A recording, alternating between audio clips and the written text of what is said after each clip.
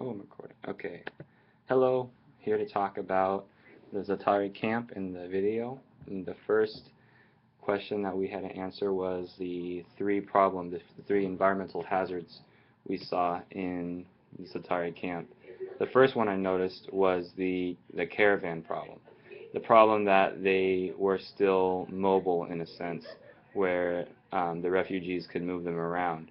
And moving them around, although I'm sure they were doing it so they can be closer to their loved ones and just geographically where they wanted to be in whatever district it was they wanted their caravans to be. But UNHCR was placing them strategically for safety reasons and other reasons, but yet the refugees were moving them around, and that was causing a lot of problems, as we've seen in the video.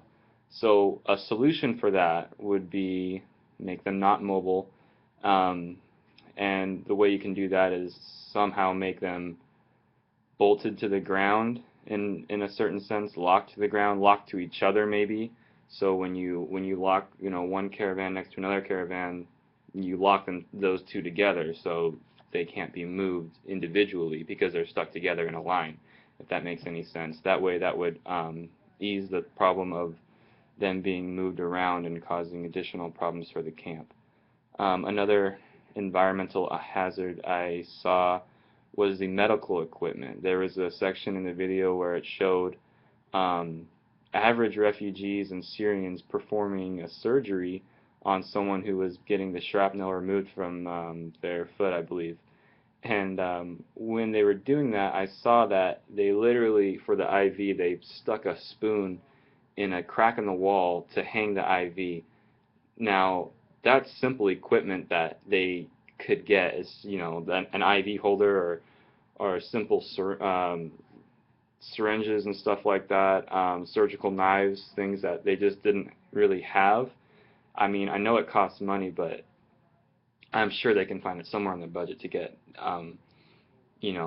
acceptable medical equipment, um, which was a thing I saw lacking there. So I would think the budget should more primarily focus on that, maybe outside of other things, or just try to find funds to fulfill the medical equipment, because a lot of these refugees are coming who are injured, as we've seen in the videos, who have bullet wounds and still have shrapnel inside them, and they need the proper medical equipment to get the shrapnel removed from them.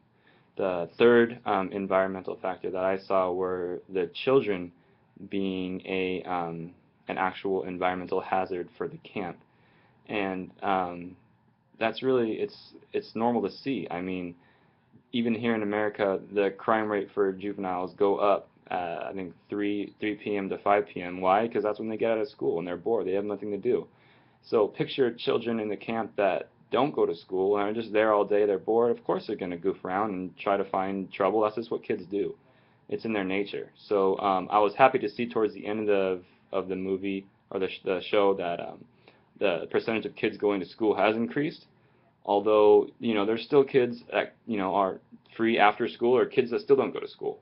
So something that I'd want to see there that I don't think is implemented would be like a Boys and Girls Club or a Boy Scouts, Girl Scouts, some sort of organization where kids can learn things outside of school, extracurricular activities, if you will, led by leaders within the leaders of the refugees. Volunteers of refugee volunteers to help, organize some sort of Boy Scout, Girl Scout thing within the clubs to give the children some structure outside of the schooling. The second thing we needed to talk about, the story that touched me the most, that would be um, the faces I saw. Particularly, it was the first face, I believe, when Nita handed a man just the keys to the simple caravan that's literally no bigger than this office room I'm in. Nothing that I would be mortified if I had to live in this. But just seeing him hold up his keys and being so proud and so happy that he actually had a shelter to live in, and that touched me the most. That these people aren't asking for a lot. They just want a roof over their heads. They just want some like water, electricity, simple things. And seeing that smile really got to me when Nita handed him the keys. That was the story that got to me the most. before this class that I know about. Yeah, I did know about the Syrian refugee problem before I got in this class, but obviously not to this extent. This video and the readings we've done throughout this whole week have really opened my eyes to this huge problem that's going on. Of course, our media does not cover it the way it should. It's a huge global problem that Americans know little to nothing about, and you know what? It's just not, the information is not given to us. We're given other crap information that we don't really, I'm sorry, my language, other unnecessary information that we really don't need. I would love to help. In fact, in less than a month I'll be in Amman, so hopefully, inshallah, I'll be able to go into the camp. I don't know if I'll be able to, if they'll allow me to do that, but I'd love to visit Za'Atari, and if I can just touch one person's life there, if I can get one person in that camp to smile, I think that would make me happy, knowing that, you know, I touched the life of someone in there.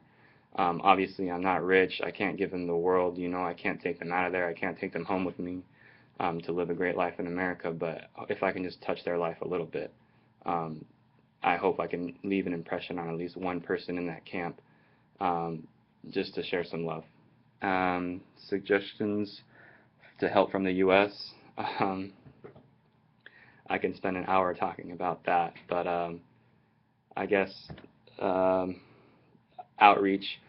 As I said with the media, we don't cover this as much. If we can just, the fourth branch of the cover in the media, if we can just have that be shared more to the U.S. public, what's really going on here, I'm sure they'll get a lot more funding. I mean, a little commercial here and there, or something on the news about the problem, getting out to the general public of the U.S. about the real Syrian problem, that could help out a lot. And I think we'd be surprised the amount of funds they'd receive if the media mentioned the problem in Syria.